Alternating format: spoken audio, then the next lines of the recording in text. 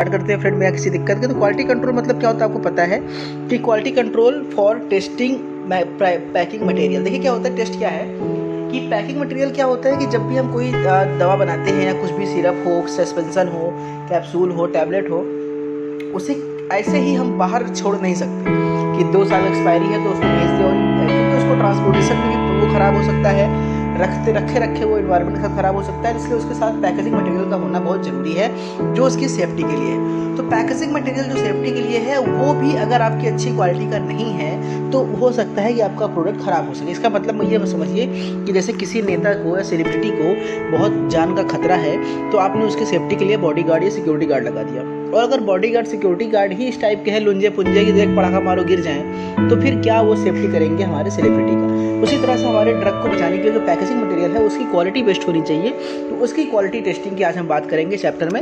ये हमारा है quality control test for packing material. तो अलग अलग है। सबसे पहले आप पता हो कि पैकिंग कितने प्रकार की होती है फ्रेंड। आपको पता है कि पैकिंग 2 प्रकार की होती है, प्राइमरी पैकिंग और सेकेंडरी पैकिंग।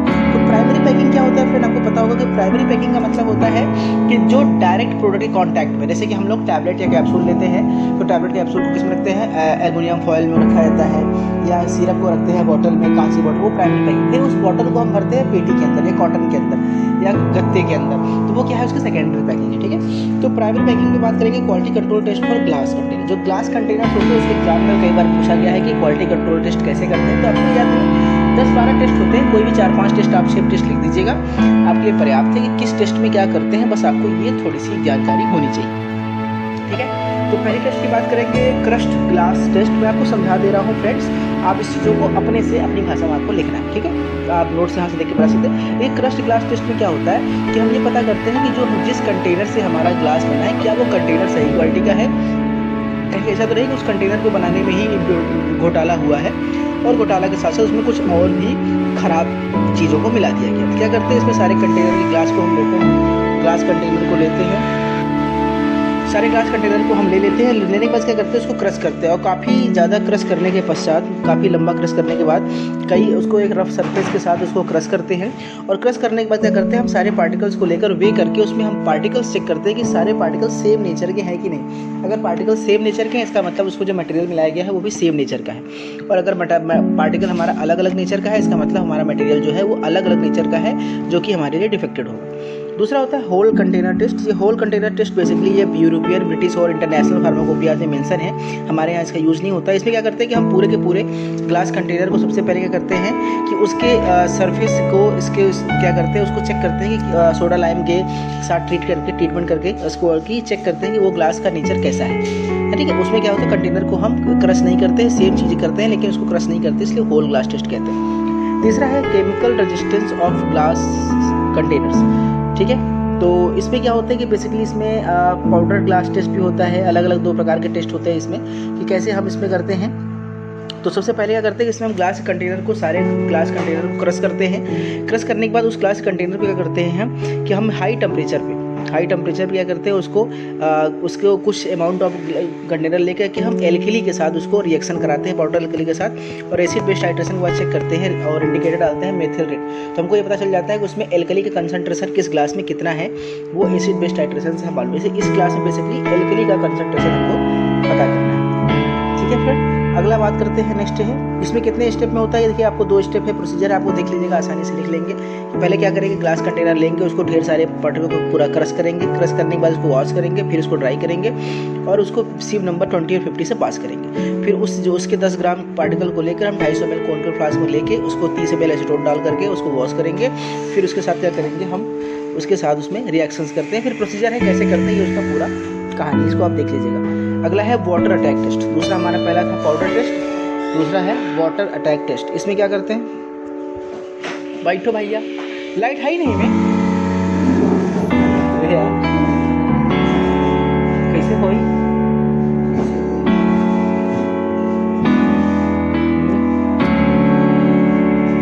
सोए नहीं।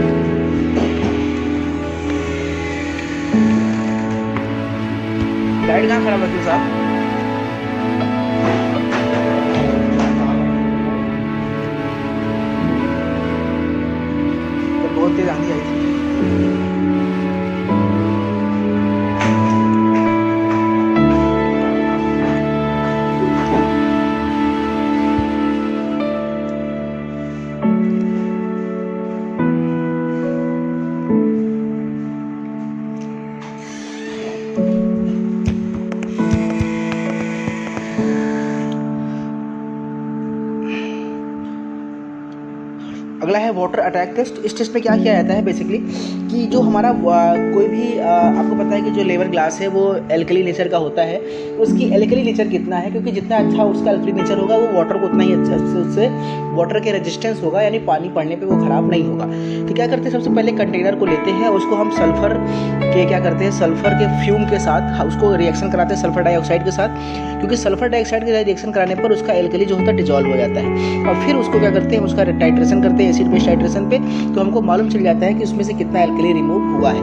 और अगर एल्कली रिमूव नहीं हो रहा है, इसका मतलब वाटर हमारा फिर वो वाटर के लिए रेजिस्टेंट है, और अगर रिमूव हो रहा है तो रेजिस्टेंट नहीं है। यहाँ पे आप इसका प्रोसीजर देख सकते हैं कैसे करते हैं और उसके हिसाब से किस कैटेगरी में ग्लास को बांटा गया है। अगला है hydrolytic resistance of glass container. इसमें क्या होता है कि सबसे पहले ग्लास के कंटेनर को हम लेकर कार्बन डाइऑक्साइड फ्री वाटर के साथ इसको खूब धुलते हैं कम से कम 3 बार, और धुलने के बाद क्या करते हैं, उसको हम और ऑटोक्लेव में रख के 100 डिग्री पे 10 मिनट के लिए उसको पहले स्टरलाइज करते हैं। और एक बार जब स्टरलाइज होता है तो टेम्परेचर को 100 से 121 डिग्री तक बढ़ा के 20 मिनट तक हम फिर गर्म करते हैं।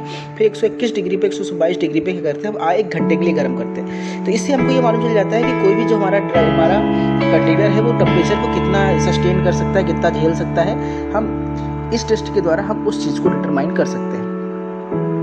ठीक है, उसके बाद ये इसका प्रोसीजर है, कैसे करेंगे, ये प्रोसीजर आपके सामने लिखा है। लाइट ट्रांसमिशन टेस्ट मतलब क्या होता है, देखिए हमारे बहुत से मटेरियल होते हैं, हमारे जो बॉटल्स होते हैं वो अंबर कलर बॉटल होते हैं, कुछ दवाइयाँ ऐसी होती हैं, कुछ मेडिसिन ऐसे होते हैं जो फोटो सेंसिटिव होते हैं, जो लाइट के प्रेजेंस में ख़राब हो सकते हैं। इसलिए लाइट के हम लोग चेक करते हैं कि कितना उसमें लाइट कितना ट्रांसमिशन हो रहा है, कितना नहीं हो रहा है। उसके लिए हम लोग यहाँ पे लाइट ट्रांसमिशन टेस्ट करते हैं। कैसे करते हैं, इसका सिंपल सा प्रोसीजर है कि क्या करते हैं कि हम एक थिकनेस ऑफ बीम लेकर के वहाँ से लाइट को पास करते हैं, उस पर कुछ मटेरियल अंदर रखते हैं, सेंसिटिव मटेरियल। अगर उस सेंसिटिव मटेरियल में कोई रिएक्शन हो रहा है जिसका मतलब लाइट उसमें पहुँची है, और रिएक्शन नहीं हो रहा है मतलब उसमें लाइट नहीं पहुँची, आप यहाँ से देख सकते हैं। उसी तरह से आर्सेनिक टेस्ट कर सकते हैं। आर्सेनिक क्या है, एक तरह का हमारा हैवी मेटल होता है जो कि क्योंकि ग्लास के कंटेनर में आर्सेनिक की मात्रा पाई जाती है, तो अगर बहुत ज़्यादा मात्रा होगी आर्सेनिक की तो हो सकता है कि हमारे ड्रग्स को, मेडिसिन को वो ख़राब कर सकती है। इसलिए उसकी टेस्टिंग के लिए हम लोग आर्सेनिक टेस्ट करते हैं। इसमें इसका प्रोसीजर दिया हुआ है, कैसे हम पता करते हैं कि आर्सेनिक का कितना पार्टिकल है। इसका स्टैंडर्ड जो होना चाहिए वो करीब 10 ppm के आसपास आर्सेनिक होना चाहिए, उससे ऊपर होगा तो वो हमारे लिए सही नहीं है। थर्मल शॉक टेस्ट, जैसे मैंने पहले बताया कि इसमें अलग अलग टेम्परेचर को बढ़ाते हुए घटाते हुए हम लगातार ग्लास कंटेनर को रखेंगे, टेम्परेचर सडन बढ़ाएंगे, सडन बढ़ाएंगे, और देखते हैं कि उसके इस कंटेनर में क्या चेंजेस आ रहा है। अगर वो सस्टेन कर रहा है, कोई भी परिवर्तन नहीं आ रहा है, मतलब वो टेम्परेचर के साथ स्टेबल है। ठीक है, यहाँ से हम देखते हैं। अगला है इंटरनल ब्रस्टिंग प्रेशर टेस्ट, यानी कि कोई मटेरियल अगर ग्लास के अंदर रखा है तो कितना प्रेशर झेल सकता है। हो सकता है कुछ वही प्रोपेलेंट होते हैं, जैसे आपने देखा होगा इनहेलर्स होते हैं, तो उसके अंदर से प्रोपेलेंट डालते हैं ताकि वो कंटेनर के अंदर प्रेशर क्रिएट करता है। अगर आपका ग्लास प्रेशर को झेल नहीं पाएगा तो वो ख़राब हो सकता है। इसलिए कंटेनर के अंदर प्रेशर चेक करने के लिए हम लोग इंटरनल ब्रस्टिंग प्रेशर टेस्ट करते हैं। इसमें ठीक है, कैसे करते हैं, इसमें सबसे पहले क्या होता है, स्केलिंग हेड लेकर के अप्लाई करके इंटरनल प्रेशर को हम अचानक से धीरे धीरे बढ़ाते हैं और देखते हैं किस टाइम पर प्रेशर हमारा ग्लास टूट रहा है। जिस टाइम पर टूटेगा, मतलब जिस प्रेशर पर टूटेगा वही प्रेशर हमारा उसका इंटरनल ब्रस्टिंग प्रेशर माना जाता है। ठीक है, उसी तरह से लीकेज टेस्ट। लीकेज टेस्ट तो आप जानते हैं फ्रेंड क्या होता है कि लीकेज मतलब कि कंटेनर को ढक्कन से हमने पूरी तरह से क्लोज कर दिया, उसके अंदर अगर हमारा कोई पानी या लिक्विड पहुंच रहा है इसका मतलब वो लीक है, और अगर नहीं पहुंच रहा है तो वो लीक नहीं है। इसके लिए डाई सोल्यूशन का यूज़ करके हाई प्रेशर पे रखते हैं, और सोल्यूशन के अंदर अगर कलरफुल डाई हमारा पहुँच गया तो मतलब लीकेज है, और नहीं पहुँचा तो मतलब हमारा मटेरियल सही। यहाँ पर सारी टेस्टिंग आप आसानी से पढ़ सकते हैं, समझ सकते हैं। अगला है quality control test for plastic. जैसे आपने ग्लास के लिए पढ़ा उसी तरह से अब आपको सारे क्वालिटी टेस्टिंग प्लास्टिक्स के लिए पढ़ने होंगे कि प्लास्टिक के लिए कैसे करता है। तो उसमें पहला केमिकल एग्जामिनेशन में है लीकेज टेस्ट। वही लीकेज टेस्ट क्या है, प्लास्टिक कंटेनर को ले लिया हमने, रूम टेम्परेचर पे 24 घंटे के लिए रख दिया उसको पूरी तरह बंद करके, और फिर उसमें देखते हैं कि कहीं साइड से कंटेनर से कोई लीकेज की प्रॉब्लम तो नहीं है, कुछ चू तो नहीं रहा है, कोई कंटेनर अंदर से, ये इसको हम चेक कर सकते हैं। कोलैप्सिबिलिटी टेस्ट, इसके बाद बात करते हैं। कोलैप्सिबिलिटी टेस्ट क्या है, is the test applicable to the containers which can are squeeze to order to remove the container. कुछ ऐसे प्लास्टिक कंटेनर होता है जिसको हमको दबा करके लिक्विड निकालना होता है। जैसे हम टूथ पेस्ट आता है, उसको हम पीछे से दबाते हैं तब जाके आगे से पेस्ट निकलता है। तो ऐसे को हम लोग क्या होता है, इनकी ऐसे कंटेनर के लिए हम लोग कोलैप्सिबिलिटी टेस्ट करते हैं। ऐसा ना हो कि ज़्यादा दबाने पर हमारा मटेरियल ही पीका ख़राब हो जाए, डैमेज हो जाए, तो ऐसे के लिए हम लोग क्या करते हैं, कोलैप्सिबिलिटी टेस्ट करते हैं। अगला क्लैरिटी ऑफ एक्वस एक्सट्रैक्ट। ठीक है, इसमें क्या किया जाता है,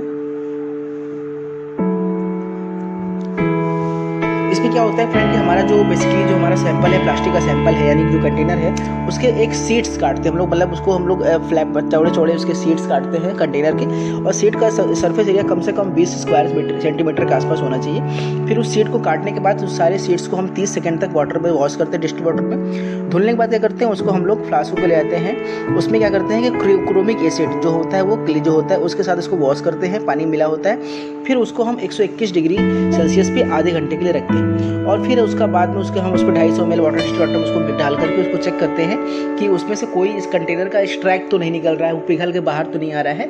उस तरह से इसको हम आसानी से चेक कर सकते हैं। वाटर वेपर परमेबिलिटी टेस्ट मतलब ये भी है कि भाई आपके कंटेनर में अगर वाटर वेपर अंदर घुस रहा है तो इसका मतलब है मॉइस्चर वो एब्जॉर्ब करेगा और अंदर हमारे प्रोडक्ट खराब हो जाएगा। इसके लिए क्या करते हैं, इसमें बेसिकली इस टेस्ट को करने के लिए कंटेनर को पूरी तरह से क्लोज करके 14 दिन के लिए क्या करते हैं हम लोग 60 से 65 डिग्री के परसेंटेज ह्यूमिडिटी पे, हाई ह्यूमिडिटी पे, टेम्परेचर पे 20 से 25 मिनट उसको रखते हैं और कंटेनर को करीब छोड़ देते हैं। फिर हम देखते हैं कि उसमें ऐसा हो रहा है कि नहीं हो रहा है। अगर अंदर का प्रोडक्ट खराब हो रहा है मतलब उसमें मॉइस्चर जा रहा है, और नहीं खराब हो रहा है मतलब वो स्टेबल है। और ट्रांसपेरेंसी टेस्ट में तो आप जानते हैं कि हमको बस देखना है कि अंदर का प्रोडक्ट हमको ट्रांसपेरेंट है कि नहीं है। वो डिपेंड करता है कि आप किस तरह चाहते हैं, ट्रांसपेरेंट चाहते हैं कि नहीं चाहते हैं, उस बेसिस पे आप समझ सकते हैं। ठीक है, उसी तरह से बायोलॉजिकल टेस्ट मतलब क्या होता है, इसमें हम लोग बेसिकली लैब में चेक करते हैं, इसमें माइक्रोब्स की हेल्प की उस पर अटैक हो रहा है कि नहीं हो रहा है, प्लास्टिक खराब हो रहा है कि नहीं खराब हो रहा है, माइक्रोब्स के प्रेजेंस में, वो हम इसके साथ देख सकते हैं।